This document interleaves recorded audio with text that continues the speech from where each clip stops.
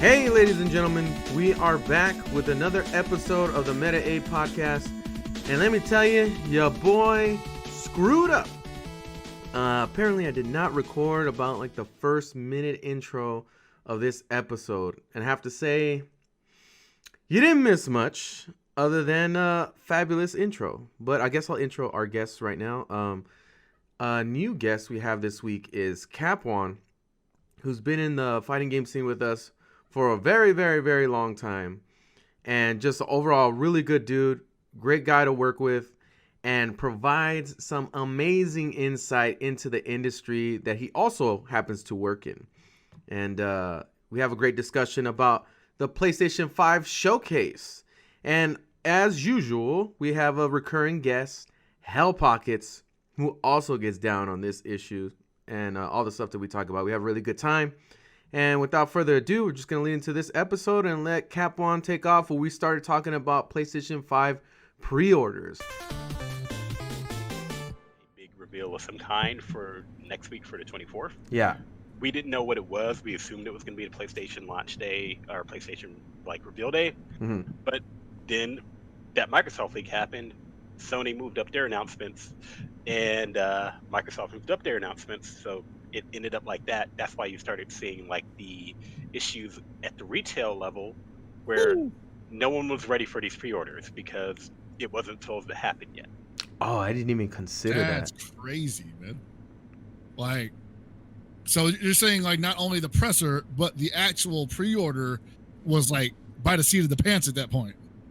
So I would presume those retailers already had a set count of stock that they knew they were going to have, but they didn't have the set day or time or their full stock levels secured yet. So there's going to be another wave of pre-orders that are going to be available like in the coming weeks. But that first wave happened a little bit early. And in some cases, some retailers actually overshot what their initial inventory requests were going to be. Oh boy. Talking about how leaks affect everything. Damn, that's crazy for such a big reveal. Yeah, it's so crazy. I didn't even think about that. About how that could have possibly affected the whole pre-order situation and stuff like that. Do you think they could have just had that showcase without the reveal of the pre-orders though? Like, I feel like the show itself was enough, and like announcing the prices and stuff was fine, right? Like no one's really tripping off like, I don't want to know the prices. And then maybe having a date where we could pre-order in the future would have been cool. But like pretty much tomorrow, guys, or right after this show, go and get your pre-orders. And it was like, could they have done that without? I feel like they could have done without that. I feel like they could have just easily just been like, here's some games, you know, for you to enjoy. Some that you don't know about them, some that you don't know about, some you do know about, and here's the price of the PS5. So as far as the PS5 goes, the initial showcase, they didn't say anything about necessarily going out and pre-ordering anything. They did? No. Microsoft did. They did say. Oh, that's right. Okay. Microsoft said, yeah, you're going to be able to pre-order at X time. But PlayStation didn't say anything. Everything that happened was after the fact and by third-party people that mentioned when you're going to be able to pre-order. And even they said, oh, retailers are going to allow you to start pre-ordering by X day, either the next day or whatever day that they said. But so that's why I was confused, because I thought that was Sony's call. Yeah, Sony. So one of the Sony executives, the guy who replaced Sean Layton, he was in an interview with Jeff Keighley back in June, where he confirmed that there will be a warning of when the release date will be and when the pre-order dates will be. So they said they would give people ample time to, get ready for the pre-orders, but they didn't commit to an actual date or time, just that you would have a few days at the least to know when to pre-order. And that ended up being not true at all.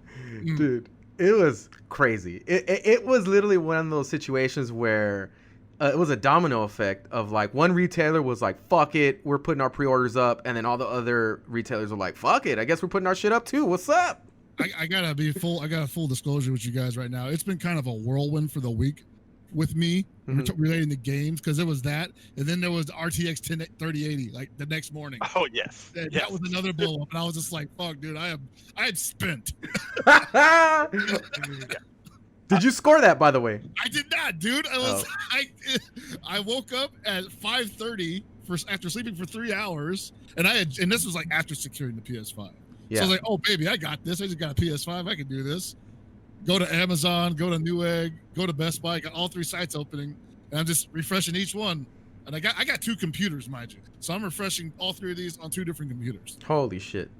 And the moment 6 a.m. strikes, everything crashes. And I'm just like, oh, not like this. And as soon as everything's up and running again, like 2 minutes later, sold out everywhere. Yep. You hear about that person who bought one on eBay for $70,000? Oh, wow. God, dude. So there's a bunch of scalpers basically uses, I forget what the name of the system, the bot system is, but basically the bot is designed to go into a website's coding and just constantly be bombarding it with purchase requests at the user's behest. Mm-hmm. And so it works a lot faster than a human's finger can, obviously. It works so fast that apparently it was beating the website's purchasing algorithms. There was someone who we kind of know personally who was boasting that he scored a 3080 yesterday. And by the end of the day, he had gotten an email from Newegg saying, sorry, dude, we actually can't sell that to you because we don't have it. Somebody else bought that the moment you click purchase. Wow. So, like, it's literally like it was a game of, like, inches. Oh, man. So, in regards to the PS5 pre-orders, I actually got to the end of a page Best Buy. It was in the cart and ready to go, right? And I clicked, before I could click purchase, it just crashed. Just disappeared. It just crashed or whatever. It just stopped working. And I was like, there's no fucking way. And it was like on a loading thing the whole time. Like it was loading. I was like, please go through. Please go through. And then it loads and it tells you, sorry, it's not available anymore. And I was like, dog, what the fuck? Is it because I didn't click the thing fast enough to end the whole purchase? Or was I already doomed?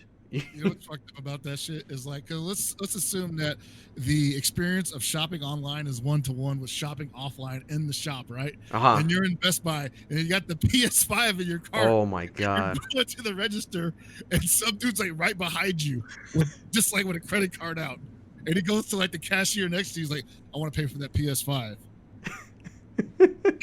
He called dibs, bro. There's nothing you can do about it. I'm sorry. He's like, sorry, that guy already bought it, Like, what the fuck? I had to carry it all the way over here. I really brought it to the table, and he bought it. What the fuck? Do you think maybe we stand a better chance at purchasing some of these items if it were just a random sale? Like it happened on a random day, random time? Yes and no, but probably not. So, fun fact, for IGN, I work at IGN. Literally, the PS5 article, like where to pre-order, is our most viewed article ever of 2020. So all for the entire year, every single thing, every single review, PS5 pre-order, biggest thing on the site. Yeah. Not really the biggest surprise. The bigger surprise is that we have affiliate links. So most people have it where you click on a link to whatever Target or Amazon, and you get like a little bit of a cut, like cents on a dollar, but still something. Mm-hmm. We literally had more clicks on that than Black Friday and Cyber Monday of 2019 and 2018 combined. Holy shit. What the fuck? Who are these people or robots living in the Matrix, man? Like, yeah, that's from our website and social, like just people trying to find these damn pre-order pages on them that damn much. Like, we made good money on that shit, and that's like barely like negligible amount of like a quarter of a cent on those purchases, but yeah, enough people click that shit where it's like, oh, this is like actual money. Oh god. Like this is like you could pay, like we could hire some more people for the amount of money we made like putting these links on the site, like that type of money. Oh, and there's like you said, the second wave coming too. Oh shit. Yeah, like we're like, well, what happens for Xbox? But I mean, no one's really gonna buy the Xbox, but still, like, dude. So funny you bring that up because it's something that I put in our Discord chat earlier is it's kind of like the philosophy of the two companies, right? And it's like, for me, PlayStation, Sony and PlayStation and Microsoft, it's like Microsoft is like a better bang for your buck situation. They're trying to give you as much stuff as possible, right? And it's a good consumer product, but it's the least sexier of the bunch versus what Sony is offering you. And just in the way that people have responded to Sony and PlayStation 5 over the years, it's like, or over the year, I can't remember any time there was a lull except for a very short period of time where people weren't talking about what's going on with Sony and PlayStation. Where it's like Microsoft had like a few moments, and then this situation happens, and you gotta think some of their knees are buckling right now. Like, oh fuck, like we don't know how the pre-order situation is gonna go, and I wouldn't, if I were Microsoft, I would not suspect such a fervor over their console like this. Do you think they're like going to have some false bravado and just going, no, we're going to have double the amount of Xboxes available for people to pre-order? Probably not. I know they've already thrown shade just about like how Sony kind of screwed over their consumers who wanted to actually buy their console. Mm-hmm. But I think the whole way Xbox is approaching games as a whole, like they're approaching it as games as a service rather than a flat retail product. Right. So they're charging pretty much at cost for some of the stuff they're building, and it doesn't seem like they have high expectations. Like, you don't hear anything about their shareholders saying like the Xbox division needs to sell XYZ units or they're done. I mean, they already stopped reporting sales figures for the Xbox One X and Xbox One S. So Microsoft knows they know they're not going to win. Like, they don't have any illusion that they're going to win this battle. I think all their concern is that they can make a big enough footprint and offer enough incentive to maintain the user base that they have with the Xbox One and translate that over to the next generation, and then build that on its own Xbox and DC.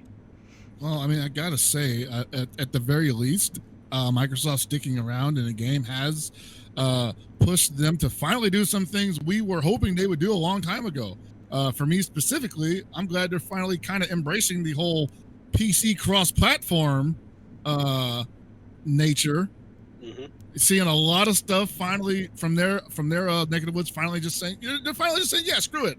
Yeah. It's on Xbox, it's on PC. Doesn't make any sense that they're separate, you know? We're making money either way. They kind of have to do that, though, to compete, right? They have to become a completely different product at this point.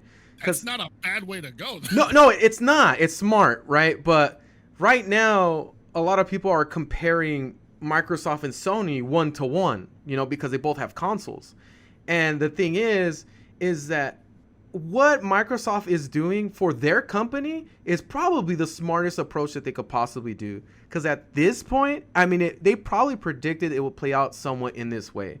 And they're trying to take out some of the wind out of the sails by saying, hey, listen, guys, they've even said it. Like, we're not even worried about like the amount, or necessarily putting so much credence into how many units we sell. It's more about the ecosystem and the Game Pass, and you just being a part of the experience and being able to offer you the best service possible. And they've really been harping on that. But again, we get back to this thing of like, you kind of can't, at this point, there's nothing you could take back from public opinion. Public opinion has already gone to the stratosphere with Sony and PS5. Like, you can't take it away. It's so big at this point that what can Microsoft do other than really please their hardcore people and the people that are already a part of the service? And the fact that they're more forward thinking about how eventually probably consoles are going to go more in the service direction is smart in the long run. But damn, like I said, man, it's just not sexy at all, dude. It's not turning anybody on. It's not getting anybody really excited. And then, not too long ago, they just announced that their flagship title that was supposed to be launched is getting postponed into 2021. And it seemed like, oh, maybe it's going to come out early 2021. But then you hear more about things happening on the development side and people coming back on board and stuff, and it does not seem like that's going to happen. So what exactly do people have to get excited for the brand of Xbox that is going to translate to the general public to get them on board? Because right now, Sony is 100% dominating software. Well, the discussion in general and the tension. Yeah, is it entirely because of software? I mean, like the hardware is going to be met either way, you know? Right. But when you look at the game showcase between Sony and Microsoft, and you're just, it's night and day, you know? Basically, when you're watching the Microsoft expose, you're just like, well, when's the damn Halo game? What's the Halo trailer, right? I mean, yeah, pretty much. When it's Sony, you're just like, oh, I wonder what they're going to show me. Is it going to be new Resident Evil? Is it going to be Spider-Man, new Spider-Man? Didn't expect that Final Fantasy reveal, I'll tell you that. Final Fantasy reveal definitely caught me by surprise, and I had seen some people on Twitter already talking about Final Fantasy 16. Mm-hmm. In fact, IGN brought it up, and I'm not sure where they got that hint from, because IGN, the Twitter posted some reveal bingo card, and there was a Final Fantasy 16 announcement in there. And I was like, why the fuck would anybody talk about Final Fantasy 16 at a time like this? When we got Final Fantasy 7 Remake ready to be in part 2 already. Do they know something we don't know? And they must have. Kapwan. there was something in a Square Enix shareholders meeting that a couple months ago that implied that a new Final Fantasy was being worked on.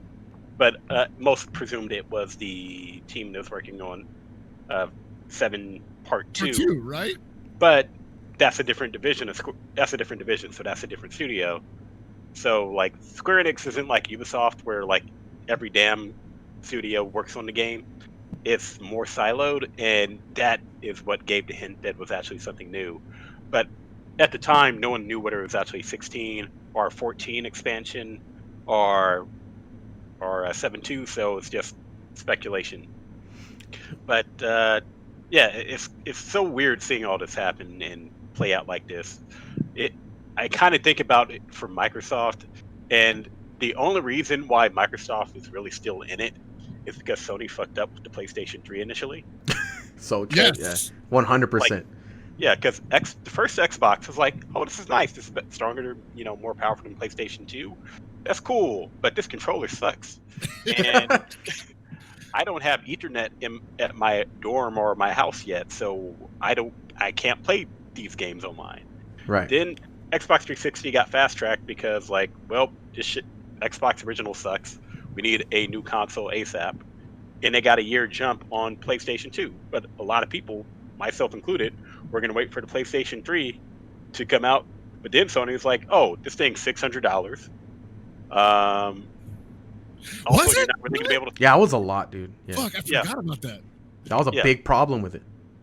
Yeah, it was $100. Oh, I remember that, because that was like that whole thing where like Kaz Hirai said in Japan it's going to be cheaper than that because we got real fans in Japan. In America, they'll buy anything. Yeah.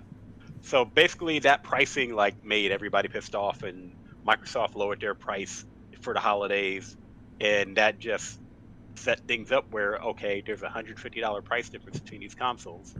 I'm going to buy the Xbox. I already got my Madden, I already got my favorite games here. Why do I need a PlayStation 3? And it didn't happen until the end of the PlayStation 3 generation, where like Sony had all of these new IPs like Uncharted and shit, that people were like, oh, this is a better console. I like more of these games. And Microsoft, they were doing good. They had Gears of War and Halo and shit, but once that ran out, they jumped to the next generation, Xbox One. That reveal was such a shit show, like that confusing ass name. This, like, oh, we're an entertainment center, we're not a video game console. Oh yeah, that came out of nowhere, man. I was like, dude, you guys had, because I was actually an Xbox guy for the 360 generation. I didn't buy a PS3, and that was mostly because I've been reading forums and websites and posts from developers were saying, yeah, we hate developing for PS3. The fucking hardware sucks. It's much easier to develop for 360. Yep. And so games would come out for PS3 and 360, and lo and behold, on 360, they would run better. Yep. So I was just like, that's a no-brainer, man. They had it. Yeah. But yeah, with Xbox One, like Microsoft never recovered, not just because of the initial flub, but because they have no IPs that people want to play. Yeah. Like literally every single major IP that's on Xbox One is from the previous generation. It's from original Xbox or Xbox 360 era. There's no new franchise that anyone can name. I can only think of one game that was going to be new, which was Scalebound, which was a platinum game. Oh my god, yeah. Yeah, that was literally the reason I bought an Xbox One, and that shit got canceled because it couldn't get past like concept. Hey, dude, I got one extra for you. Blue Dragon, what up? Oh yeah. I think they messed up by really, really trying to attack that Japanese market and not really knowing how to break in at all. I mean, the steps they took weren't bad. It was just, I think it was a little too much too quickly. Okay, I mean, I don't even know what Blue Dragon looks like besides the cover. And I would totally play a game like that if it came out on a Sony console. I have no idea what that game looks like. I mean, it must have been good. They made 2 of them, right? They did? Yeah, there's a Blue Dragon 2, I think. Yeah. There's Oh, wow. Blue Dragon 2. There was an anime, and it was designed by Akira Toriyama. Exactly, yeah. Like Microsoft thought, like, okay, Toriyama designed Dragon Quest characters. Japanese people love Toriyama shit. They love Dragon Ball. It's got dragons in it. Y'all gonna love it, right? We made an anime, and no one cared. Nah, fuck that, bro. I'm still on the SNES, so I don't care about those games. Dude, Miss Walker. Those guys, they tried. Yeah. Yeah, I don't know, man. Like you said, Kapwan, it's been a long journey leading up to where we're at right now, and I would say the 360 era leading to the Xbox One X era, they had enough wiggle room to try some new stuff, and unfortunately, their timing and their ideas were just untimely, I guess. Like, because if you consider the timelines, right, there was a certain point of time when the Wii came out, and that changed the game, right? And it had everybody scrambling to be like, well, we gotta have some like in-person experience with some type of 3D, pseudo 3D experience situation. Let's take it even further than whatever the Wii did, or the Wii U, or the Wii. And that has time and time again shown to not take off nowhere near the success that the Wii had with the current generation. Yep. And there's just so many flubs that happened that were so costly, because wasn't the Kinect like forced bundled on people? Yeah, something about like you had to, it was required to operate the fucking thing or something like that. Oh my god. Yeah, at a later point, it was part of the bundle. Didn't they realize that was foolish and stopped doing it? Yeah, same way that PlayStation Move was a thing at one point, and then that went away. Chasing that dragon was definitely one of the darker periods in those consoles' lifetime. But I feel like that mentality hasn't left them yet. No, I mean, you still had the 3D TV shit. Like, you still have PlayStation VR, which like I understand the merits of VR, but still like most people aren't playing that. Exactly. And it's just like, I mean, I get it. Like, you know, in addition to making good games on good hardware, you should probably try to push the industry forward. And Nintendo kind of just has dedicated themselves to doing that for the last couple decades. But I feel like Sony and Microsoft constantly just ape that. They just ape whatever the heck Nintendo's doing on top of whatever they're doing, and it just never looks as good, right? And when they're not doing that, they're trying to convince you that, yeah, you should be gaming in 4K. I'm like, what the fuck for? Yeah.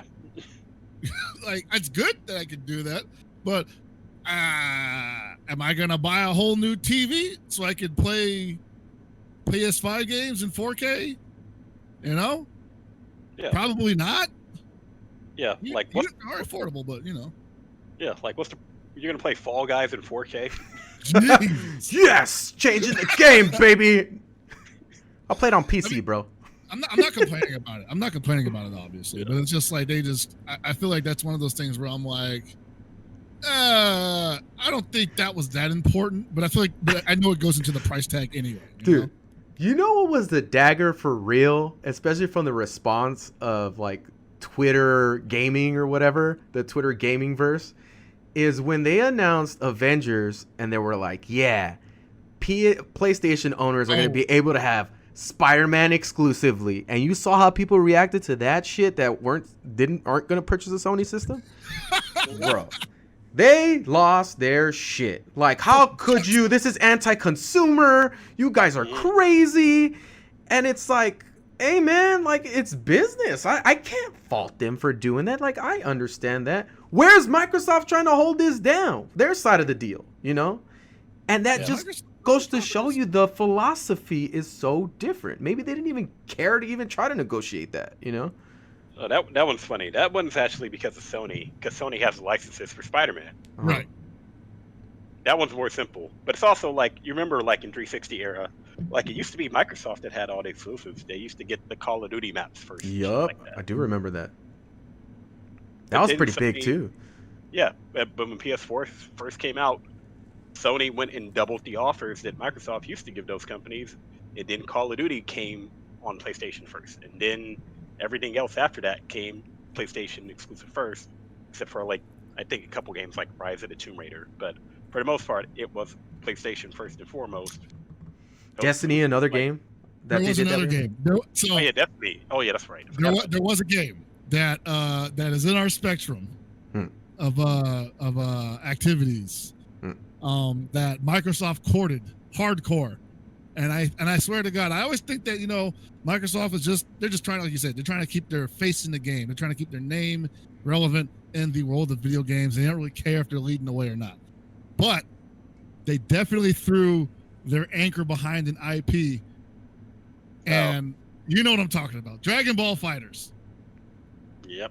They were willing to give up a lot for Dragon Ball FighterZ. I remember when I was at Bandai Namco during the launch event, and there was a bunch of Microsoft executives there, and they're just like, asking everybody, they're asking Mighty Mouse Johnson, hey, how do you feel with the game, Mighty Mouse? He's like, oh, it's fucking awesome. I love Dragon Ball. And this guy Hellboggers, he's a great Gotenks player, That's cool. And they turned to me, and they're like, so we hear you're a big fighting game esports commentator, right? And I'm like, yes, you heard correctly. And I'm like, since you're asking me this, you must be interested in running some kind of Dragon Ball FighterZ tour. And they were thinking like, yeah, we would totally be down to do that. And I'm like, would you want to run that shit on PS4? And they obviously did not like the idea of that whatsoever. But that's the environment that was around, because those guys would not let Bandai Namco record anything if it was on PS4. It had to be on Xbox. And what did they get on as far as the upper hand? Like, was it just marketing stuff? Like showing it on their console first type? Yeah, everything got shown on that console first. Everything was like, whenever there's a showcase for the game, it's on our console, it's on us, we're footing the bill. They were streaming it on their old stream platform. Mixer? Yeah, it was on all those Bandai Namco streams were on Mixer. Yeah. And I was just like, dude, this is awful. I'm sitting there with Maximilian, and they're like, okay, guys, we're going to have you play a match real quick. And so me and Max are like, can we get some sticks? And they're like, we don't have any Xbox sticks here. They're on the gamepad, buddy. Aren't you a gamer? Yeah. So we're playing Dragon Ball FighterZ on the Xbox One D-pad, and it's terrible. And the Microsoft execs are just like, yeah. This game is so awesome, guys. We did it. We did it. I think we're going to go have to get drinks after this. We got to congratulate ourselves. So that whole experience to me was just all like, they care about something. Like, they're biding their time. And I think they thought that was a worthwhile gamble. They thought that they would be the heroes for being Dragon Ball to the fighting game spectrum. And on paper, they would have been if we as the FGC were not already married to the PS4. How much is it that, though? Because I want to pose this question to you guys. How much was it that, and how much was it in regards to maybe the Japanese game community and the Japanese, not game community, them two, but the developers as well, not really wanting to, I guess, support that platform. Like I've never really heard a lot of conversations. It probably never will, because I don't feel like that's something that they would be so open about. But do you guys think that affected any of the relationship that they had in that market? Microsoft? Yeah, for Microsoft. Yeah. Well, I don't think it's a stretch to say that they definitely a lot of people were definitely waiting for the time to expire with between Bandai Namco, Dragon Ball Fighters, and Microsoft. A lot of people were just all like, okay, yeah, it's cute, show your little like expose, show your character breakdowns, blah blah blah, previews. And then as soon as the game came out, I mean, shit, even Bandai Namco was on board. They were like, fuck it, we're playing on PS4 now. They got sticks and everything. The second time the post-release shit we went to, all sticks. They hooked it up. And I'm looking at Dimitri, I'm like, dude, you had sticks this whole time? He's like, yeah, man, it's PS4 only, man. I'm like, there was just some anti-Microsoft, like they did not want to meet them halfway. And Microsoft was giving up a lot. They were talking about doing a tour. Yeah, I mean, because it goes back to like the whole Scalebound situation. Like, what happened with these companies that they just couldn't find a way to get that game made and like really sour this relationship? Because I feel because of those failures like Scalebound and Blue Dragon, and wasn't Lost Odyssey one of the other games that was also an exclusive as well at some point? Well, Blue Dragon and Lost Odyssey were 360. Yeah. Scalebound was Xbox One era. Yeah. They had another game called Crimson Dragon, which was like a Panzer Dragoon like game that right was really, really bad. That made me sad. Yeah. But yeah, like they had a lot of titles that were in development that never came out. I remember Crackdown 3 being in development hell. Oh my god. True Fantasy Live Online. Yep. They didn't really have any new Fables come out. That hurt them, actually. That was a pretty big game. Yeah, and what did come out failed. Like there's that game Recore. It was made by the Mega Man creator and stuff, and that game was just a complete bust. I didn't even know that came out. Yep. And then the saddest one, Killer Instinct. Like, that game is amazing. That game is literally one of the best fighting games of this generation, but because of the console itself, Yep. It's just so hard to justify to get it, and it's when so much is going on with like, for instance, whatever is the tournament standard, right? Let's just say PS4, for instance, was tournament standard. Like, you have to get a whole nother console for this other fighting game that's exclusively on Xbox.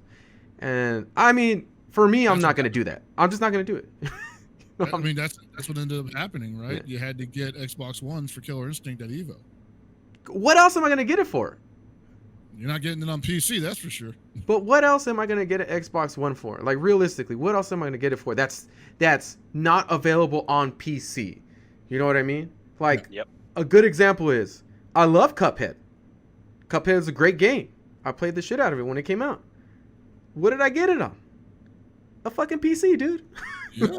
Like, I don't need to get an Xbox, you know, to play a lot of these games that were quote unquote exclusive. Like, that was one of them, right? Like, when they announced that it was for PC as well, I was like, bro, I don't need to get an Xbox One.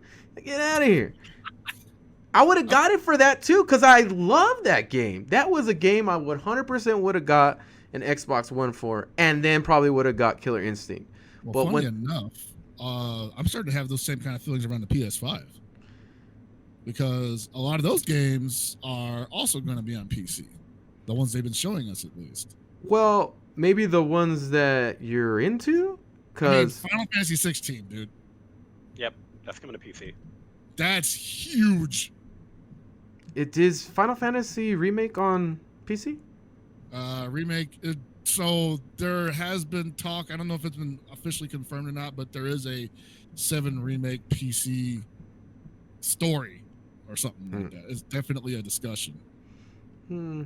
Well, honestly, for me, first of all, I love Spider-Man. So whatever they throw at me with Spider-Man, I'm on board. So I can't play that on PC. Horizon Zero Dawn just got a PC release, right? Yeah. And that's weird, but that happened, so that's great. But the game's been out forever before the PC came out, the PC version. I'm pretty sure that's not going to be available for PC. Probably not at launch, no. God of War. It's going to PC. God of War never will. Like, so anything to Sony 100% first party it's going to stay on that console, so you'll never see Last of Us PC or anything. But things that are second party, like Horizon Zero Dawn, those can come to PC. Yeah. I mean, I'm pretty sold on what they offered me. I think it's more like, because Chris, you definitely have different desires as a gamer than I do. You're definitely more PC centric of a gamer in that sense. And yeah, I would agree for like somebody like you, the PS5 is probably more of the same, right? It feels like it to me. Right? But I think it is a massive sin that you haven't played God of War or Spider-Man, and you would change your mind immediately. Have you really played them? Be good games, but like you have to remember, like I do look for different things in games. Like while everybody is looking towards E3, and I mean I look towards A3 and Tokyo Game Show too. Yeah. But I'm also looking forward to G-Star, which is South Korea's gaming expo, where they reveal a lot of South Korean games that are going to be coming out. Usually MMOs, but I follow that stuff. I look forward to well, I guess Gamescom is kind of general now too, but Gamescom used to be more of a, just an indie kind of thing. I see a lot of indie games coming out of that, and it's not because I'm a hipster or anything. It's just where my taste ends up taking as far as the gaming gamer goes. It's not because you're a hipster, dude? So you mean you're not trying and you're just like this? Well, the thing is like a lot of people forget that the world of gaming is massive and it's only gotten bigger, and the availability of these games has only gotten a lot more pronounced. There are more developers coming to the table than there were 10 years ago or even 5 years ago. And a lot of these games that I've been eyeballing from afar are now in the national conversation. It's crazy. I think about you, like, I think there was a Dave Chappelle joke kind of about like what's in the refrigerator type thing. And if we thought about like games and how you'd want the most, like, one that nobody's really looking at. Oh, baby, this MMO right here. Everybody's tripping about Spider-Man. Spider-Man, yeah. How about this online MMO, baby? Grand Saga, which is a cross-platform. They're breaking the mold over there in South Korea. They're making a MMORPG that is both going to run on the mobile platform and on your PC. Insane. It's fucking ridiculous. And we might never appreciate that until like 5 years later, So we get some weird ass like console release or something, and then some people might fuck with it on console. I mean, it's not impossible. They released Terra Online on console, and I was like, wow. Fucking pissed, dude. Yeah, those poor souls. You probably scream at them like, what are you guys doing? Just get it on PC. Are you guys crazy? Playing PUBG, man, on freaking PS4. What's wrong with you? Well, in regards to like the showcase, in comparison to what Microsoft has offered and what we've been talking about, I think they definitely offer a more robust experience game for game. I mean, we've been talking about, like, honestly, that was a massive hit not having Halo at launch, and it even instills more fear in the consumer, I think, from stuff like that getting pushed so far back. And now you're trying to avoid that conversation of like, well, what does Xbox have to offer? What does Xbox have to offer? I was like, well, we got Halo at launch. That's pretty badass, don't you think? Because Sony doesn't really have shit. Because they technically didn't announce Spider-Man being a launch title at all. So they said that Halo was. So that was a pretty big move there. But once that got pushed back, it's like, well, the Game Pass is sick. Like, we push crossplay and all that stuff's cool. But again, we get right back to where we started, where it's like, it's just not exciting. It's just doesn't excite the consumer. And now, because of the way pre-orders have happened, it's blown this thing out of the stratosphere because now it's a hot item, and it's like the perfect rollout that you want for your new console, right? People losing their minds over it. And I honestly can't say that I've seen this before outside of maybe like the Wii situation. It's like the last time I remember something like this where scarcity was a problem. Yeah. I would say the Switch. No, now the Switch, yeah, because like I just bought mine after like looking for one for like a year. It's Nintendo killing the game, bro. They never stop. They make like 5 a year. Yeah. I'm gonna spit out this water. Yeah, the Wii U, which no one wanted. So crazy, huh? Oh, they were like killed an era, and then they had that one, and then the Switch came back and turned shit around again. Yeah, I do find one thing interesting though is that even though Sony has much better stuff coming on the horizon because you actually see titles, for the most part, most of these games are not exclusive, right? And only a handful of them are PlayStation 5 only.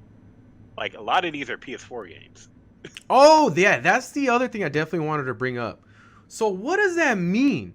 Because initially they definitely marketed some of these games as like it's strictly next gen. I could have swore they said that about the new Horizon Zero Dawn game, that they were like, this is straight up next gen, bro. And now they're coming out with PS4 versions of these games. So is this a new thing, or is this just something they didn't want to reveal until now? I think they didn't want to reveal it until after the fact because they want people to buy those new consoles. But there's also way too big of an audience on PlayStation 4 to not try and make that money. Right. So Spider-Man, like, that's coming on PS4. Like, you look at that game, and that does not... Everything I've seen from that game, that doesn't look next-gen to me. That doesn't look like something that isn't possible to have on PlayStation 4. Because it isn't. It's a good-looking game. It's got a good art design, but you can tell that that's the same thing as PS4. Right. Whereas you look at some other games that were going to be in 2021 or 2022, like Horizon, and that one is actually next-gen. That one is PS5 exclusive. I'm just wondering, though, like, can a company survive not having any exclusives, though? Like, can they just exist as like, yeah, we have the same games as everybody else, but we just do them better. Trust us. Yeah. I guess we'll see, because that seems to be what they're going for. Xbox really don't got a choice right now. Like, they got to run with what they got, and right now they don't even, that is Xbox, yeah, dude. Because it's like they didn't even get any timed exclusive. I think they'd try with Call of Duty, right? That would have been the move, in my opinion. Either that or Assassin's Creed. Call of Duty or Cyberpunk. I actually think they do have some exclusive for Cyberpunk, but I think that was for Xbox One X. I just remember Cyberpunk being on Xboxes when I went to E3 last year, so I think they have some sort of deal. It might be like Dragon Ball then. What was the deal with Dragon Ball?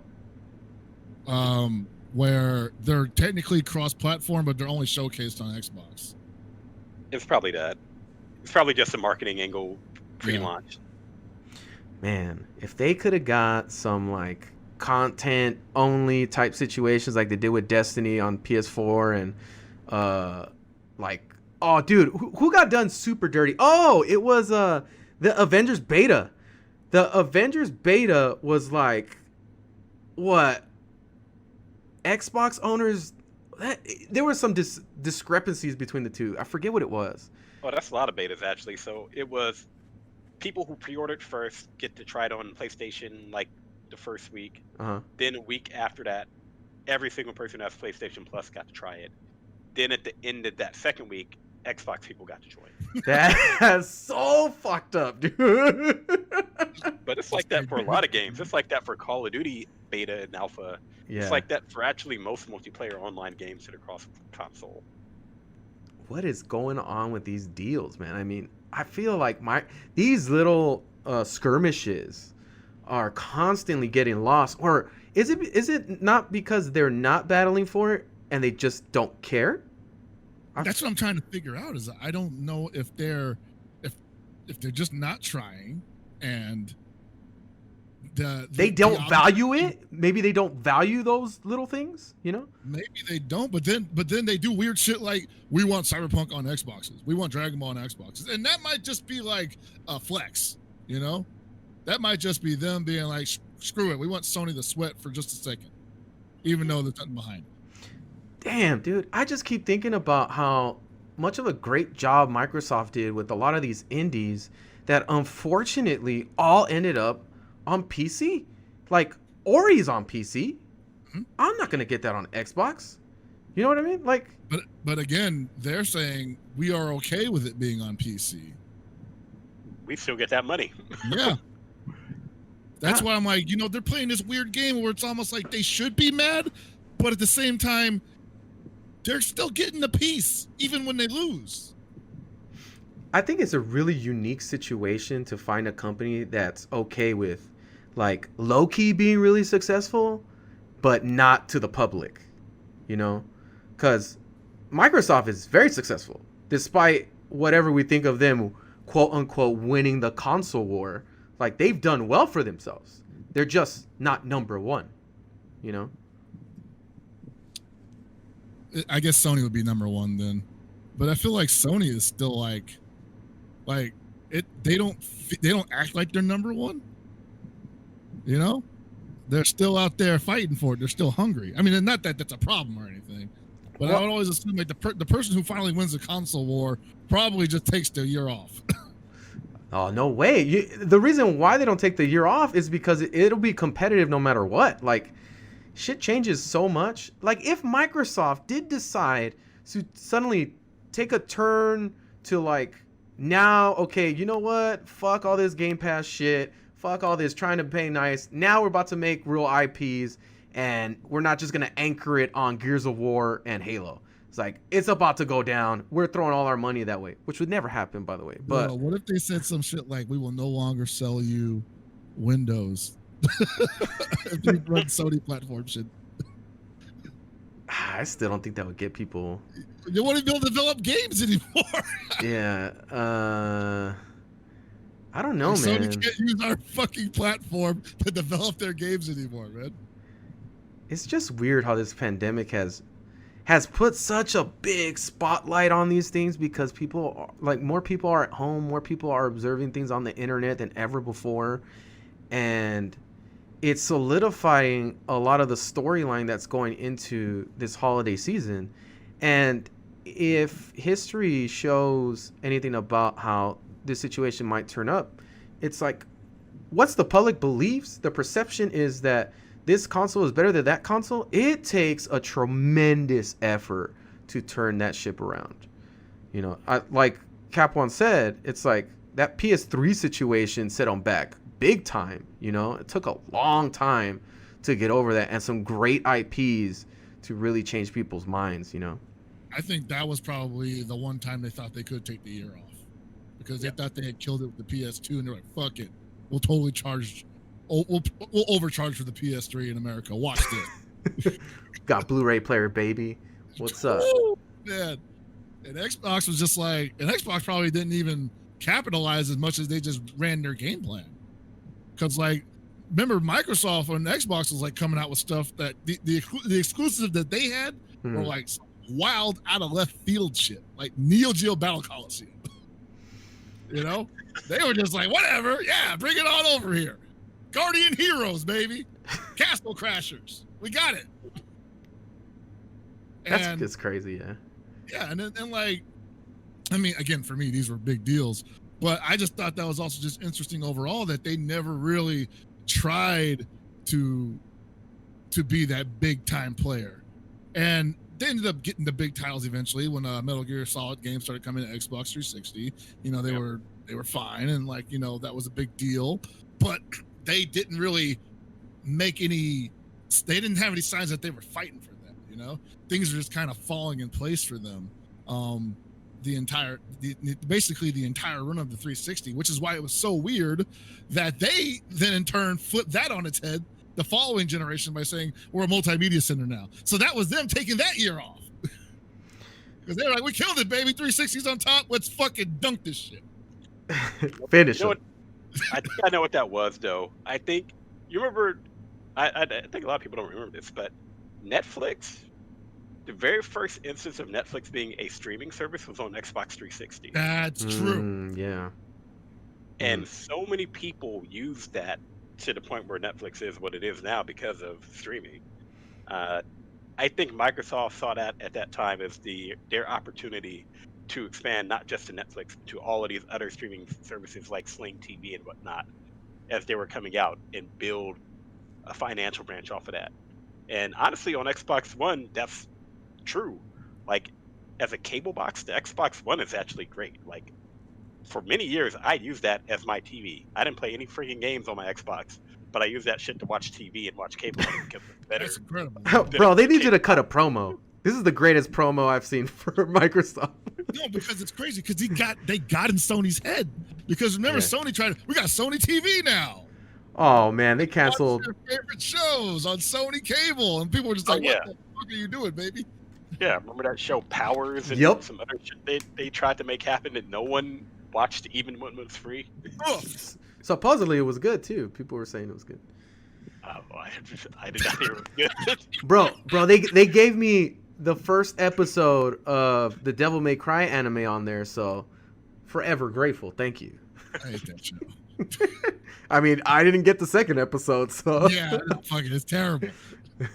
But for real though, like so I think Xbox, Microsoft, the way they operate generally is like they're like stoners, man. Like they're kind of just there in the background doing shit, and sometimes it works out. They're like, "Cool, man, we got Dragon Ball. Fuck, we got a new Halo coming. Oh, we got to put that in the back burner." And Sony's just over there going like, "All right, we got to get Final Fantasy 16. We got Spider-Man. Cool, let's put Spider-Man in the Avengers. Let's fucking bury these sons of bitches." And then they look over at Microsoft in the corner and they smile fake and shit. And Sony and Microsoft is all stoned and shit, going, "Hey, what's up, dude? Good shit with that PS5 reveal. Oh man, you got us." The only time I think they cracked was this week because of the leak. If you really think about it, though, like a lot of these non-exclusive games, for example, Final Fantasy 15, right? I wonder what those sales look like on Xbox. Like how many people bought that game on there? When they finally dropped over there? I don't think it convinced anybody to go to Xbox. You know what I mean? Some of those deals are like, so there has to be a low return on that because they just don't have the infrastructure of consumers on that platform to be able to be like, oh, this was a great idea. Like this cross-platform situation really paid off in dividends. Like we finally got that crowd over here.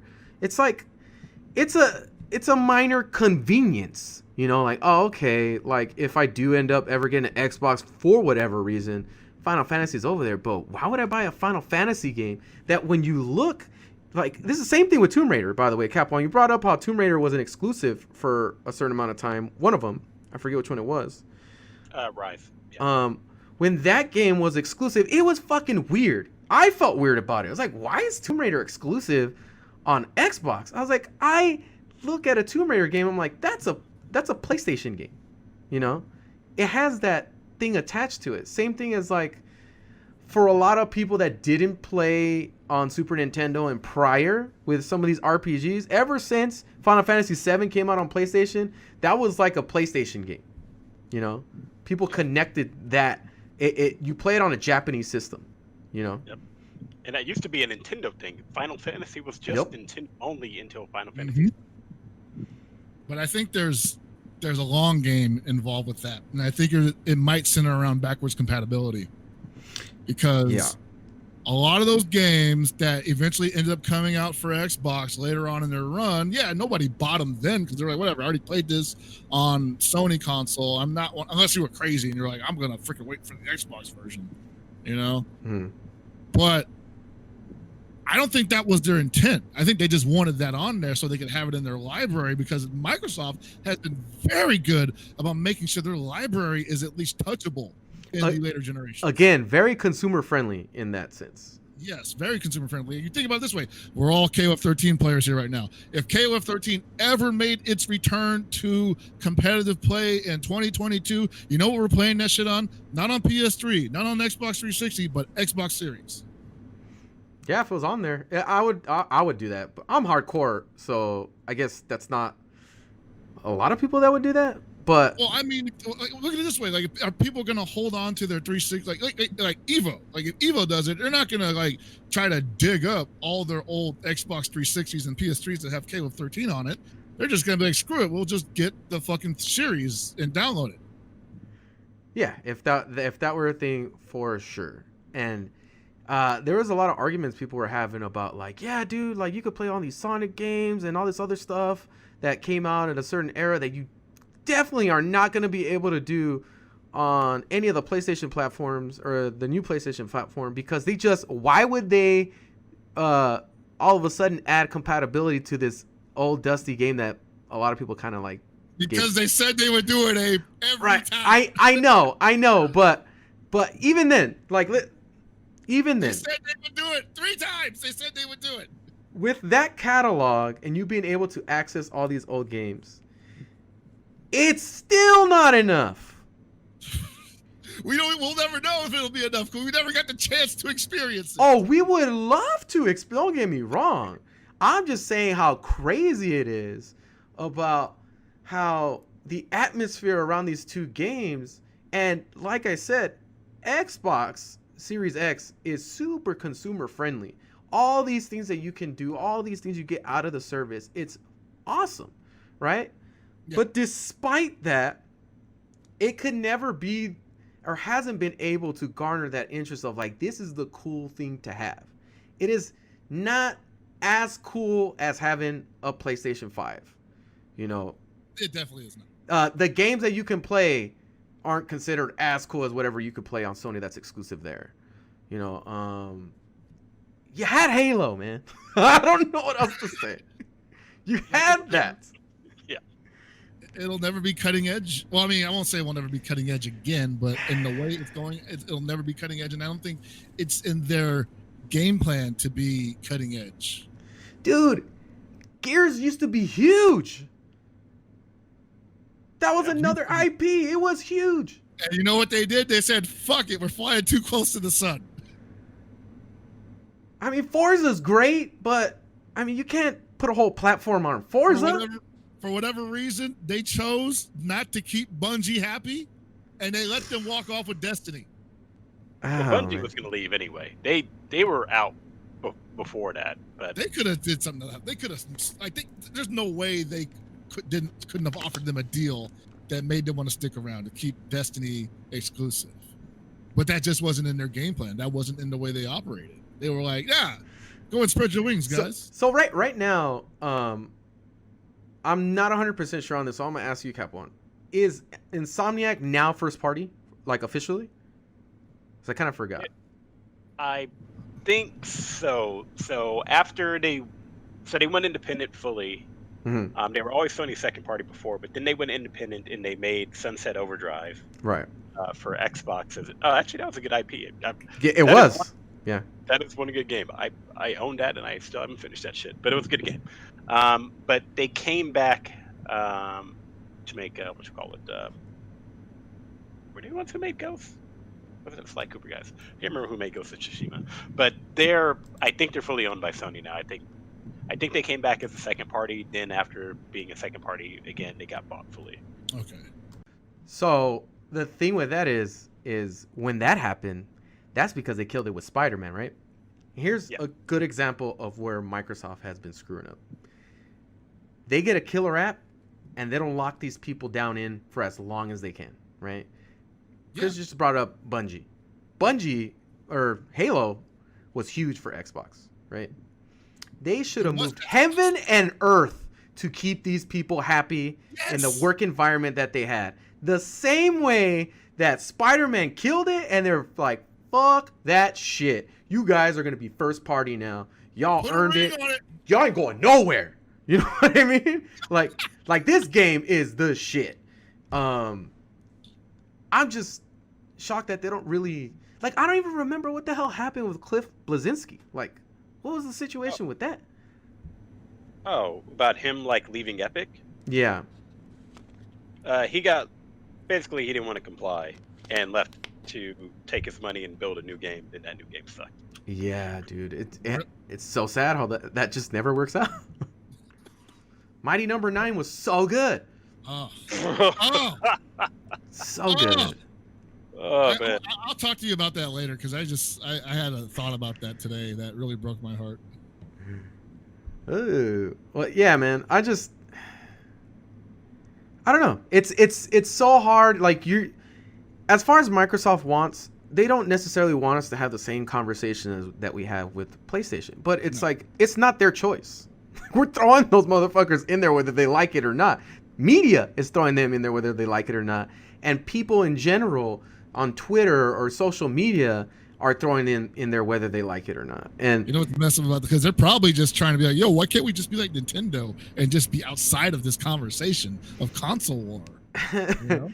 Like, fuck, nobody dude. hates on Nintendo. Well, they have great IPs, so a lot of those IPs are also cross-platform still. Like everybody says, how come this isn't on Switch? It's like, yeah, can't we be like that? How come this isn't on Xbox? You know, we just want that kind of energy. Oh, you guys want Mortal Kombat? We got you, fam. Get that Mortal Kombat on there. No problem. No censorship at all. You want to fuck your hands up playing Cuphead? Hell yeah. But no, like you said, they are forcibly thrown into that conversation of the console war. And I mean, the console war, it used to be Nintendo and Sega. Then it became Sony and Sega. And then it became Sony and Sega and Microsoft, I guess. Yeah. And now it's just, and I'm not sure Microsoft ever really wanted to be in that conversation. Mm-hmm. Because around the time the Xbox came out, people were still thinking, oh, Sony versus Sega, and Sony beat Sega. Or Sega beat itself. There's still Nintendo there. Nintendo was still kind of there, yeah, but GameCube was not the business. I mean, really, Microsoft just filled the void that Sega left. True. The Xbox One, or the first Xbox is really just Dreamcast 2. Like, Dreamcast ran on Windows.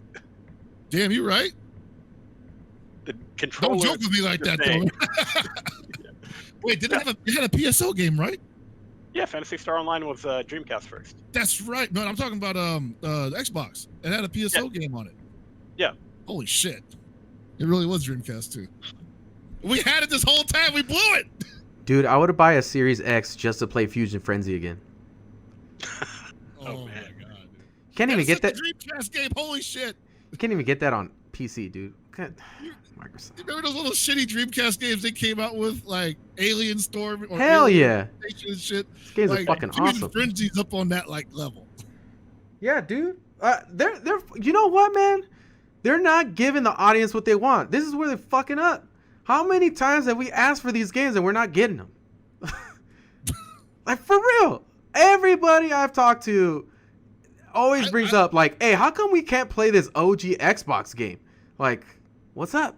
So that's the problem I do have with this. While they are making these older games available to newer generations on their newer platforms and sometimes even on PC, there's a certain contingency of games that are like very beloved and have very loud vocal followings that can only be played on the original console that they appeared on. Mm-hmm. Like for me, it's Guardian Heroes and Neo Geo Battle Calls. And even though these are Xbox Live Arcade games, you can only play them on an Xbox console. You can't play it on PC.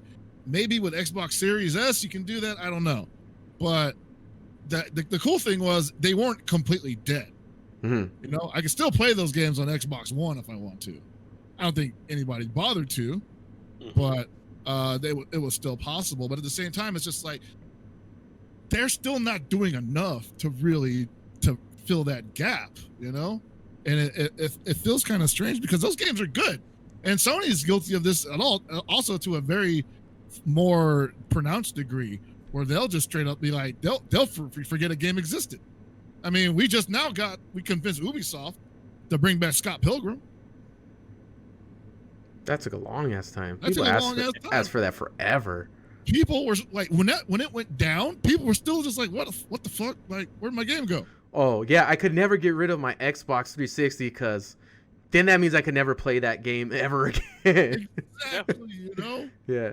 And it's just weird because I don't know if these companies want us to do that. I mean, sure, there is something to be said about getting rid of old games so that they have more room for new games. But with things going digital these days, that's not really an issue anymore, you know? The trade-in game is pretty much dead at this point, as it should be, because it was a scam. Oh yeah, that's gone. Yeah, it's got to go. So it's never a better time for all these companies to say, screw it, we're just gonna give you access to these games, and if they run weird, that whatever, you know, they run weird. What do you expect? This is space age technology, and you were playing it when it was on a toaster. Yeah, yeah, pretty much. Yeah, I mean, some extra effort, please, Sony. I don't know, man. I think right now, it's we hit our peak in hype, in my opinion. I think it all kind of starts going downhill at this point, specifically because I don't think that many things are going to change within the next few months. The crazy shit that's going to happen is the release date when stuff actually comes out. But I don't see Microsoft making any big announcements that would change the landscape of what they've done. I think whatever is going to happen, they've already said it. Like, for instance, the price point of their discless version, that got a lot of people excited, actually. Even myself included. I was like, all right, yeah, I might think about it or whatever. As soon as they announced the PS5 and the showcase happened, I fucking don't care. Like, I went back to not giving a shit. Like, it's crazy. And I'm a part of that audience. I saw it in real time in myself, guys. Where I was almost convinced on cheating on my wife. No, I'm just kidding. No, I'm talking about Sony. Yeah, man, it's crazy. Like, they almost had me, right? But then this showcase happened, and I'm way more comfortable with not ever buying an Xbox or a Microsoft machine in the future, you know? Unless it's like $100 or something. Like, even then, I don't know, man. It is easier to do that if you're already a Sony fanboy. Actually, no, I won't even say that. I'm not even gonna say if you're a Sony fanboy. I have a sneaking suspicion that it's hard for Xbox fanboys to stay Xbox fanboys because Xbox doesn't need fanboys. Well, the thing is, too, as we all mature, what do we start leaning more towards? In my opinion, PC. My opinion, PC is what I'm saying. Oh, PC, yeah. Yeah. Not for me. Like, I feel like for PCs. If you grew up with PCs, you might, or if you know how to build a PC, you might. But if you're not technologically literate, you might need a console because, like, I can play my Netflix on my TV on it. It's connected to everything. I don't have to do shit. Yeah, I mean, like, PCs can seem kind of scary to people who haven't messed with them for a long time. I know. Well, when I first started building them, I was always afraid I'm gonna short out my damn motherboard. Shit, fuck. I better ground myself like 5 times before I touch this damn thing, you know? And I was just so unsure of myself, and I would get so frustrated just building the fucking thing that I never even ended up really gaming on it for a number of years. Like, I would build these PCs and I'd never play a game on it except like Ragnarok Online. And I'd be like, cool, this runs Ragnarok Online at a smooth 60 FPS. You know, what's funny is like, and this is probably blasphemy for like a PC guy. It's like, bring it on. I just bought a pre-built, and it's fucking sick. No, all right, so I want to dispel that fallacy. There's absolutely nothing wrong with buying a pre-built. The only reason why people recommend you build your own PC is because it just costs less. That's it. If you can afford a pre-built that does everything right and they got better cable management than I do, you know, by all means, buy the fucking pre-built. Save yourself some headache and despair. Yeah. And put somebody else like in the responsibility seat, you know? If that shit breaks, you send it back to them. If my shit breaks, I can't send it anywhere. I gotta freaking remember which part got bought where and send it back to the manufacturer and say, hey man, this shit failed on me after a year. There's absolutely nothing wrong with buying a pre-built. In fact, I recommend more people should buy pre-builts, maybe mid-range to low mid-range pre-builts, because they still run some games pretty well. And you'll be amazed at how different those games are on PC than they are on console, and how much more liberating it is to play it on PC than it is on console. But at the same time, I totally get it if, like, you know, people are just like, nah, I'd rather buy a console because they're cheaper. I can't tell the difference visually unless I've been, like, you know, I literally couldn't tell the difference between Tales of Vesperia on Xbox 360 and Tales of Vesperia on PC until I played like 8 hours of Tales of Vesperia on PC, and I was like, oh, I see it now. Totally different. Well, the other thing too is some of these games that you want to play or you've been wanting to play, they're not so intensive graphically for most people's PCs. Like, exactly, a lot of these indie games will run on your like super old hardware, you know, and perfectly fine. Yeah, I mean, like, look at what's happening with the Switch, where all of these indie games are getting second life there. Hell yeah, despite the weak firepower. Like, dude, they don't even run good on that platform, and they're still killing it. Yeah, it's art direction.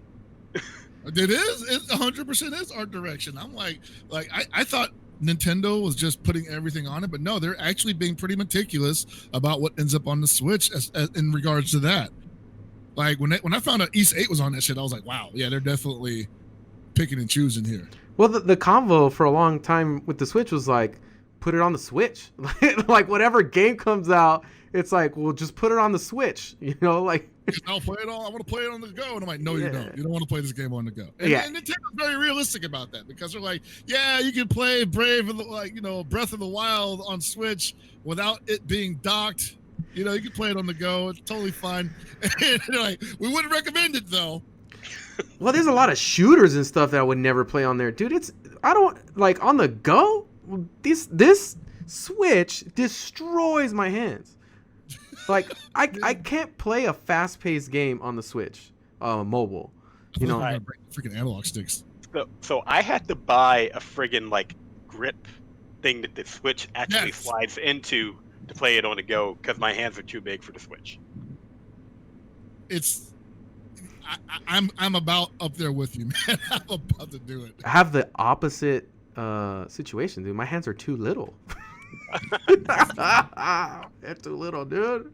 I bought a Nintendo Switch Mini for my daughter for her birthday. She barely fucking plays it, by the way. Don't ever do that for your kids. Don't buy them shit.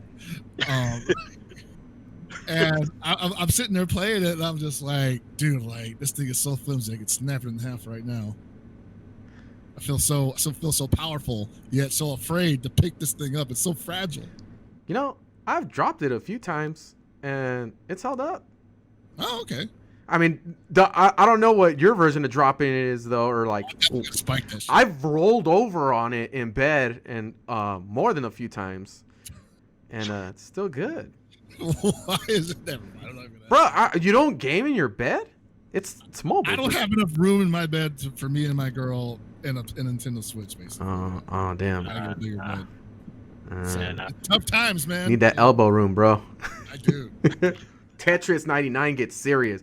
Damn, dude, I probably play Tetris 99 more than any game ever. I play that game so much. Now imagine Tetris 99 isn't available on your next console. You can't play it anymore, and you're like, oh crap, I can't find my old console that had Tetris 99. Oh, I'll never give up my Switch ever. But I'm saying that's the position they put you in. Yeah, they killed the service, dude. I'll cry. Like, oh, whoo! When they kill service, like hella unannounced. Like, by the way, this super popular game on this old hardware that they've been using for the last 5 years, we're killing it, and we're not replacing it. Thanks for the money. No more support on your PS3, guys. Sorry. Fuck. Yep. And nothing's changing. Nothing's changing in that regard. That's the part that I think that I would, if we had to talk about, like, you know, the state of games and like where it leaves me at currently, is like, you know, I'm not pessimistic, but I'm not satisfied either. And I don't think I'm going to be satisfied. You know, like you mentioned earlier, like you think they might be all downhill from here, and you might not be that wrong. Because I feel like if it wasn't last generation, it had to be this generation where something was going to change, where we weren't just going to get like the next logical step in the console experience. And I feel like the generation coming up is just exactly that. It's just the next step. It's basically the same experience, but now it's in 4K. You know?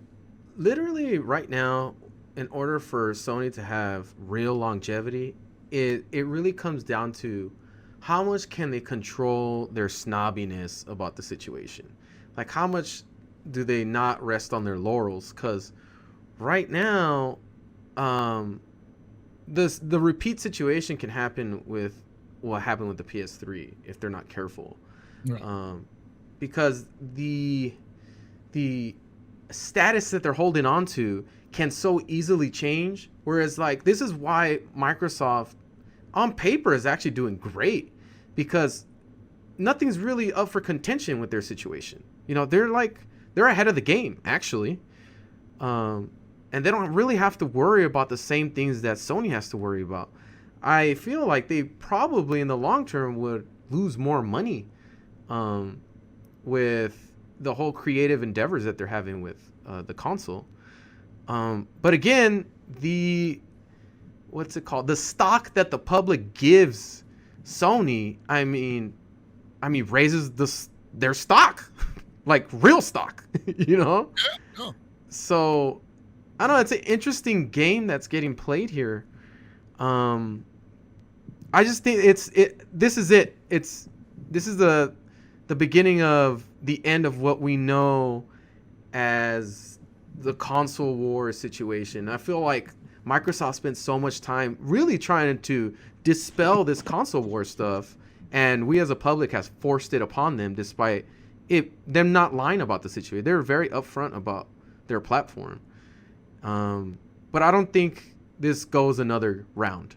You know, it's this and that's it. And then Nintendo's hanging around forever unless they do another Wii U, which they're not. Because from what I hear, they're doing a Switch too.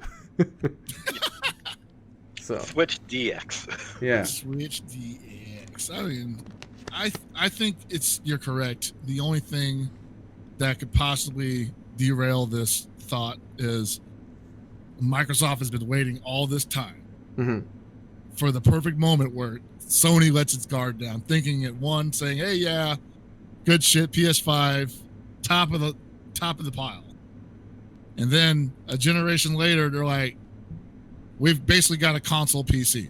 It's got a freaking RTX 3080 in it." I think you see Sony show their real hand when they stop even entertaining cross-platform, period. Which I feel might happen because they don't feel like... Because think about it.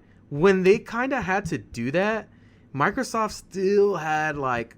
They were still in the game. You know what I mean? Like, they were serious competition.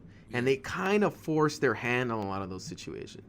And we had a lot of hope as gamers. Like, a lot more games are going to be cross-platform now. Because, you know, like, Modern Warfare and... what's the race car... Not the race car game. Fortnite? No, Fortnite as well, but there's another Rocket League. Rocket League. Oh yeah. Rocket League and those games were in the forefront of cross-platform capabilities.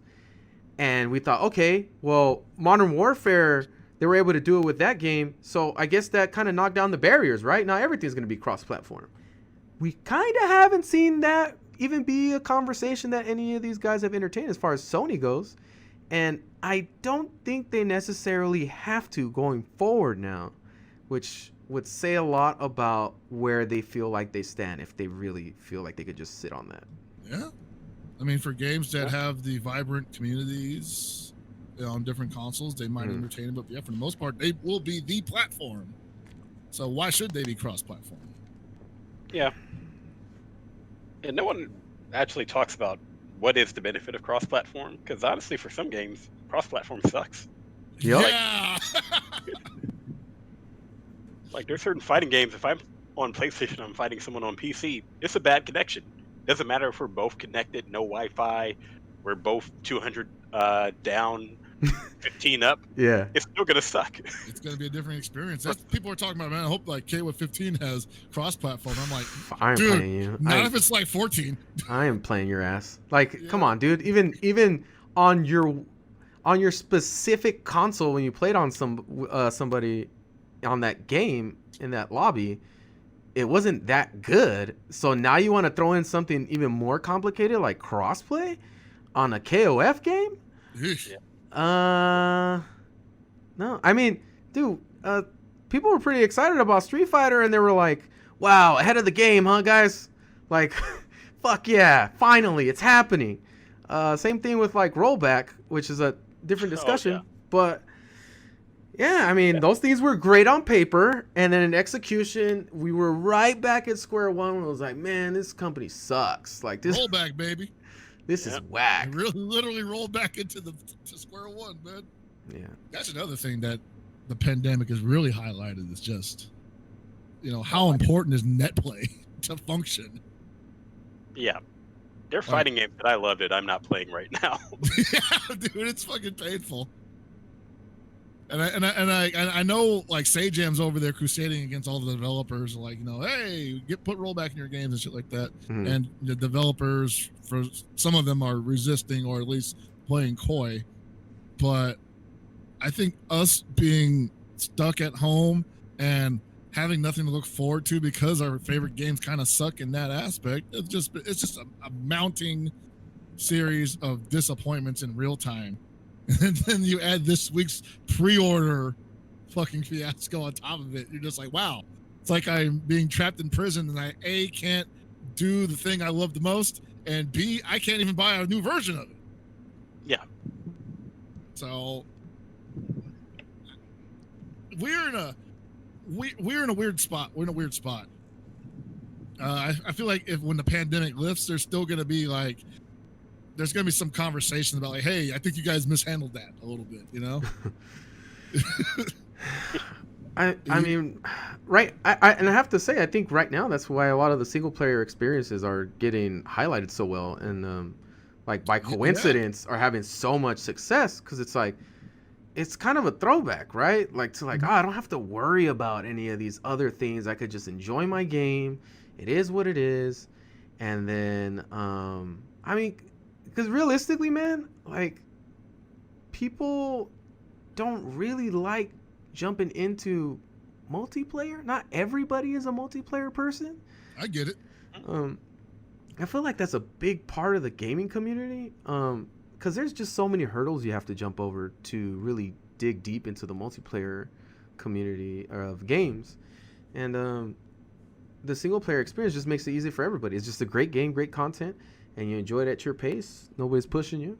And that's probably why there's some of the games that make the most money and garner the most fans, Oh, yeah. There's actually... So, I'll say this. Video games do two things now. Originally, it was about immersing yourself in escapism, Yeah. Around the time of... I'll just say Street Fighter 2, the competitive aspect came into it, where you actually had to just kill the guy next to you. Mm-hmm. And that became the second arm of video games. Immersion and competition. Mm-hmm. Yeah. And I feel like competition could have probably taken the year off because of the pandemic. And in all intents and purposes, it has. They forced the hand of taking it off. Yeah. And I mean, a lot of people complain about how these games are not ready for it. And I'm like, dude, there's no way they could have been ready for it. Obviously. No one knew this was coming and blah, blah, blah. We're left with what we got. Hopefully it's better in the future. But even if it's not, whatever. We built something around it being imperfect. Mm-hmm. I don't think that I didn't expect anything to happen from the competitive arm of gaming. Mm-hmm. But you're right. The pandemic has been a perfect platform for immersion and escapism because life sucks right now. And the last thing you want to do is get online and lose to some dude that's flipping all over the place because rollback is a bitch, Yeah. And then it's gonna rage quit on you anyway. You want something that's gonna be nice and easy, cool to look at. Maybe you can drop some clips on Twitter to show, how you accidentally did some cool shit and pretend like you did it on purpose. My tank of suffering online play is full. Yeah. It's taken a long time to get there. Long time. Yeah. And I struggled with this because You know, like I told you earlier, I'm a guy that looks at games from all over the world, you know, and I look at games that are most of them are online, and I'm thinking like, dude, this would have been the perfect opportunity for this MMO to finally make the jump to the West, because we're literally doing nothing but sitting at home all day. And then I was like, you know what, probably not, because I don't think that people want to deal with that new that new shit, you know. The West doesn't really do MMOs outside of like World of Warcraft and is there another one? Final Fantasy 14. Final Fantasy 14 is the new Western MMO fight. Yeah, it is a new Western MMO front. And there's no real competitive edge on that shit. It's mostly just like you and your buddies accomplishing goals. So it's actually perfect for the pandemic. Tell me about it, dude. Thank God I never jumped on, bro. My life would be over. You told me to do that, and then you backed off. I got scared. Dude, I got scared. I know I would love it, is why I'm not going to play it. I have Final Fantasy 14 on my laptop right now, and I haven't played it in a month because you didn't jump on. Well, you've dipped into that world, and you've had a productive life, and I don't think I could accomplish the same. I just enjoy those aspects of a game, because I did try the game, and I was like, all right, this was years ago, like when they had another event like this where it was like you could go pretty far for free, and I was like, man, this game looks fucking awesome. I wanted to play, what was 11? Was it 11? Yeah, 11. Yeah, 11. Yeah. So when I remember, dude, I was losing my shit when I was like, finally, I wanted something like that. I wanted something that was in the Final Fantasy universe to be able to play like MMO style, right? Because I just could not get into any of the MMOs. I was like, I don't like the way this looks. This isn't my style. They showed 11, and I was like, oh my God, I'm going to play this. But it was a much more complicated situation back then. What did it come out on? Was it PS2? Or PS2 and PC. Jeez. Yeah, I didn't have a PC, so I wasn't going to play it on PC. But I don't even know how it works on PS2. I mean, I had a network adapter, but the service is foreign to me, like how you have to sign up for all the services and stuff, whatever. Anyways, I missed that whole era, and I was like, whatever. I passed. Then this new version came out, and this is after they redid the whole thing. Remember how like it did bad, and then they redid a bunch of stuff? Realm Reborn, yeah. Yeah, and they had like kind of like a relaunch, and then that's when I got in. Dude, I played for a month and a half, and I was like, anything goes, man. If I want to spend more fucking money to get some bullshit, I'm gonna do it. I'm gonna go all out, because this was my plan. Go all out and not regret a goddamn thing, and then never play this fucking game again. And I did that, and I enjoyed it, and that was it. However, there's an aspect that I never got to enjoy, and that was playing with people. And I imagine the most important part. Yeah. So I imagine, I mean, not with friends. I did play with randoms, like, you know, you get queued up with other randoms and stuff, like you can do that, but it's not the same. Like I knew that if I ever played this game with actual friends, it'd be the end of me. So I almost did it, but I'm glad I didn't. Sorry, Chris. No, it's fine. It's fine. But see, like the thing is like I was definitely struggling with like, hey, how come these games aren't coming out here? Like we've been in here for months, and an MMO would be great right about now. But no, they wouldn't be, because while an MMO at the beginning of it seems like escapism to the max, it all ends the same way. Who's got the best gear? Who's got the best stats? Yeah. Who's got the best PvP build? It's competitive at the end of the day. Yeah. And probably to a more extreme degree, because it took you months to make that character be competitive. Yeah. I mean, I could definitely relate to, because I play Destiny a lot. And Destiny is an investment. Yes. God damn, bro. I have friends that ask me, like, should I get into this game? And I'm like, you know, blanket answer, no. Because you can't get anywhere near my level for fucking forever. And isn't that weird that games are at that point where you can't just recommend a game to somebody anymore? Because you're just like, it's not just a game anymore, man. How much time do you have to really enjoy this? It's going to take you 3 months to even be able to jump onto the content I'm on, just because there's so much to do in the game. So, I mean, I'd imagine MMOs are kind of like that too, because those aspects are taken from MMOs. And it's like, The fun shit, the real fun shit, and I hear people say this all the time about MMOs. Yeah, wait till you hit level 70 or whatever is the version of that on whatever game you're playing that's like, oh yeah, that's fucking 60 hours into the game and then shit really opens up. Once you've spent like almost a year getting to the max level and doing all the regular content, then comes end-game content where you're just like, okay, now everything's super hard and you need to party up with friends and join a guild and you're doing raids and stuff. And you see all those things that people talk about on social media about how their buddies conquered this dungeon. And that's sick as fuck, by the way. That's awesome. If you actually have a group you started with and you're still going at it, it's the most fucking fun shit ever. Because I can only relate to that on Destiny because I do have friends that maintained over the years. And doing stuff like that is fucking great. But damn, is it a massive investment. Yeah. And if you drop out at any given point, that you may not see those people again. It's a good example of that kind of happening with games that aren't necessarily MMOs. So, Chris, you and I have been playing Call of Duty, and I just cannot keep up with this fucking season pass, bro. Like, I can't play enough. You know what I mean? There's a tier sale right now, by the way. No, I'm not going to do that. I'm not going to do that. Oh, and then you got the Cold War Alpha this weekend, so you're going to have a bunch of people. Oh, that's right. PS4 only, bro. Sorry, Chris. Fuck you. And it's not coming to PC for... They never even announced it, so sorry. They didn't even announce that shit, dude. Isn't that crazy? A COD is not coming to PC. Sony is killing it, guys. Sony, what are you guys doing? Come on. Game over. Was that? Did they really need that, though? I mean... No, they didn't need it, but that's how you stay ahead of the game. I'm telling you, they're going to crash and burn. It's going to be ugly. Hell no, bro. They have never let up. Ever since... With these games, ever since they gave them an inch, they have not given it back at all. Dude, they're gonna be a bloated corpse in the river, filled with cocaine and shit. So, you know what's funny?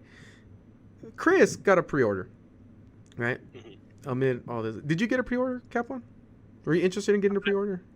Nah, I always wait until either the first or second year after a console comes out to buy it, just because I'm not gonna spend that much money to play 2 games.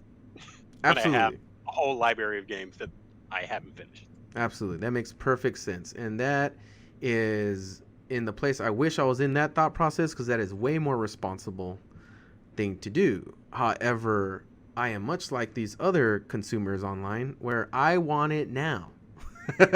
I don't need it. Is it a waste of money for me right now? Probably. But no, I need it now. And you know what? Chris doesn't even necessarily really want it that bad, and this fucking guy got a pre-order. Technically, I wasn't getting the pre-order. It was my girlfriend getting the pre-order. Well, Which version of the console did you guys get, actually? We got the disc version. Nice. Both of you? The disc drive, yeah. And she wanted it so I could... She was like, because she's like, I'm going to get you something for Christmas this year. And I'm like, I don't really need anything. And she's like, I'm getting you a PS5. And I'm like, all right, good luck.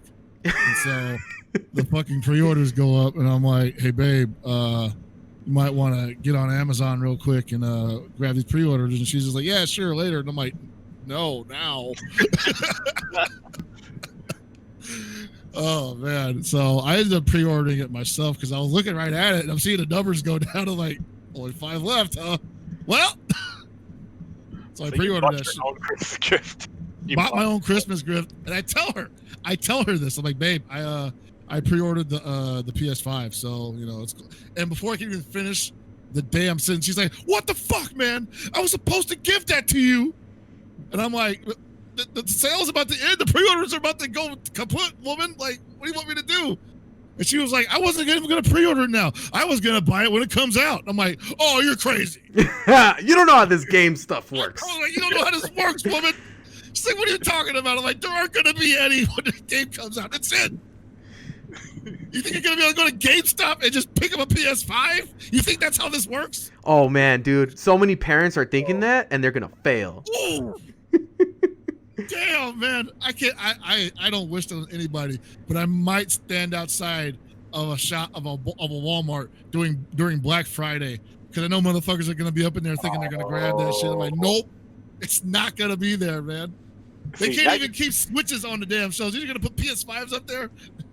See, now you make me wish I had done a pre-order, because I could have done a pre-order. I thought about doing this, the reselling thing on eBay, but I feel like every time I've done that shit, I didn't make enough money to make it worth my time. Exactly. But if I could go chill outside of Target or Walmart or something, and people are waiting in that long ass line, and just be like, "Hey, come here to my trunk, give me $700, and you can have it right now." Like that's. You can only do that to squares though, because some of them motherfuckers out there be like, "Yeah, let me go to your trunk real quick." Well, I mean, I'll get a white friend to you definitely for me. You definitely got to have the right energy there. I'll pick the customer very specifically. Look at the frustrated dad who looks he has a lot of money. Oh no, that's a bad move. That's a bad move. Don't go for the frustrated dad. Don't go for the mom either. You might want to go for the older brother. Like that dad, excuse me, are you scalping? We got a scalper over here, everybody. You end up on somebody's Snapchat or on Twitter, somebody recording you on their cell phone, like, can you believe this guy? He's trying to sell this guy some bootleg. He was like, hey man, it's not bootleg, it's real. Bullshit. It's fucking fake. It's the discless drive. Discless drive. Nobody wants that shit. Hey, it's still good. It's got the same capabilities, you can still do this. No, bullshit, bro. It sucks. Nobody wants it. Oh, all right. Well, look here, brother. This media is dead anyway. Oh man. Yeah, man, it's gonna be rough, dude. And they created that, and like you said at the beginning of this episode, it was probably by accident. Yeah, I just don't see. Well, it was by accident, and it was definitely heated up by the way that the pandemic's been working, and everybody's going crazy for everything. We're really trying to chase some way to escape. But you know what's interesting though is I thought it would have like a significant effect on viewing for like sports, and it did, but in a negative way. Like apparently not a lot of people are watching a lot of sports. It depends on the sport. Oh yeah, what's having success right now? The WNBA has had its highest ratings ever. Oh shit! I never keep tabs on that. That's and true then, too. Yeah. I don't know what NFL is right now, but I can't imagine the NFL is going to be that high until like maybe closer to the postseason. They were actually up. Really? Yeah. And I know that just because I follow a lot of sports shows, but yeah, NFL's up. NBA was down for a little bit, but then when it got to the playoffs, it actually went up. And everybody watched the Clippers fail, dude. That's what it was. We gotta watch this plane crash. Hockey's killing it right now. Hockey is up in Canada. Oh, okay. I bet. They're not quarantined up there anymore. They're just like, fuck it, we love hockey. How's baseball? Baseball's actually a little bit better than normal. Okay. Oh, I'm listening to a lot of fake news. I'm sorry, guys. I exposed myself, and I apologize. I really need to look into my sources. We all know that we all know everybody was watching tennis last week, so I would watch that. Yeah, I do watch tennis. Actually, US Open was good, man. Yeah, I actually do watch that. Yeah. Naomi did work, and on the men's side, like the best ranked player got himself DQ'd for hitting a. Like that. So sad. Yeah. That's funny too. They try to apologize for him, huh? Like make up an excuse for him, and he was like, "No, I fucked up. Yeah, I'll eat shit." Man. Yeah, it's been a different year, man, and closing out. I'm glad something like this is. We can enjoy the conversation and talk about these things. And I think it's important that we still manage to enjoy ourselves as well, and still deal with all the stuff that's happening in the world and give that its attention as well.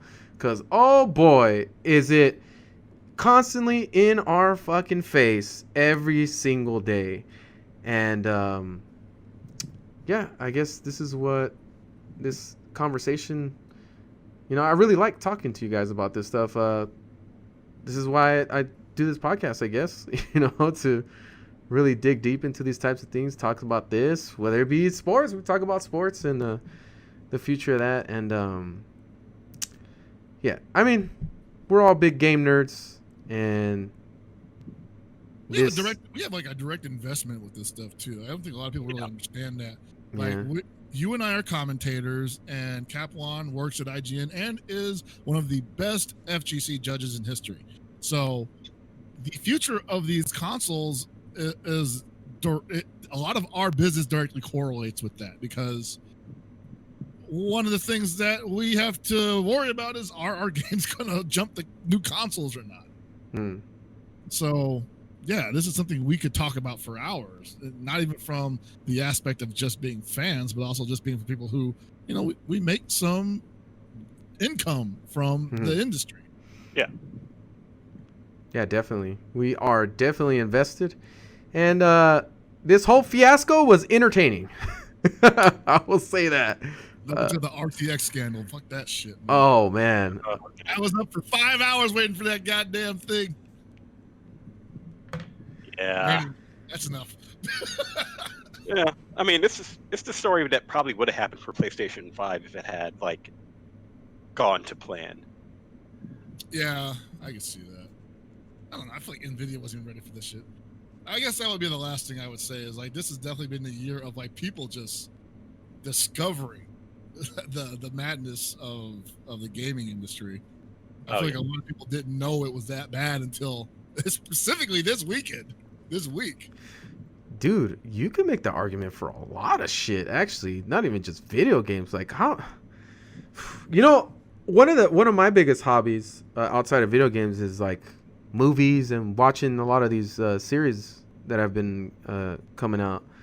And it's directly impacted a lot of the things that I enjoy. Like, I miss going to theaters to go watch these movies. Some of these movies aren't coming out forever.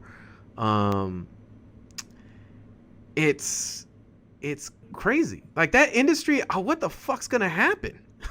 You know, that shit is taking a massive hit. Like, I don't, man, I can't even make heads or tails. Those guys must be definitely terrified. Like, I don't know how they adjust to this. You know? Gotta eat shit for a year. Yep. I mean, film's never gonna be the same again. Restaurants are never gonna be the same again.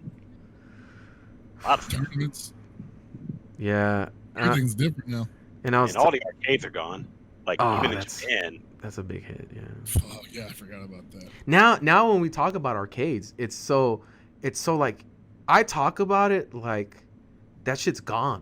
You know, in my mind, it's like, I just don't think that's ever coming back. Like, in the way that we used to. Like, we're not gonna crowd an arcade anymore. And I mean, it's been going away, but to have that finalization of, like, well, the pandemic really sped that up, and that's pretty much dead and gone at this point. And anybody trying to really hold on to it, it's hard to see, you know. Arcades as we know it, they pretty much put the last nail in the coffin a little prematurely than it had to.